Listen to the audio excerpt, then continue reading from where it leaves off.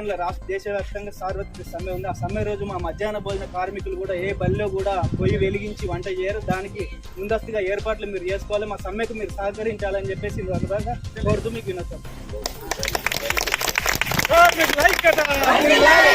మనం గౌరవ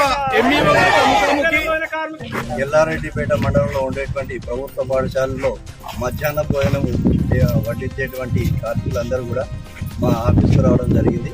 వాళ్ళకు పెండింగ్లో ఉండేటువంటి బిల్లులు చెల్లించాలని, అలాగే 9వ తారీఖు నాడు రాష్ట్ర వ్యాప్తంగా సమ్మె ఉంది అని నోటీస్ ఇవ్వడం జరిగింది. దానికి మేము మరి ఈ పెండింగ్ బిల్లులు దాదాపుగా కోడిగుడ్డాయి. సెప్టెంబర్ నుంచి ఇప్పటి వరకు బిల్లులు చెల్లించలేదు. ఆ సెప్టెంబర్ నుంచి బిల్లు చెల్లించడానికి మా పై అధికారులు ఇప్పుడే తీసుకెళ్తాను. అలాగే వంట పైసలు కూడా మధ్యాహ్న భోజనం వడ్డించినందుకు వచ్చేటువంటి పైసలు 2 నెలలే రావాలి, మార్చి అండ్ ఏప్రిల్ రావాలి.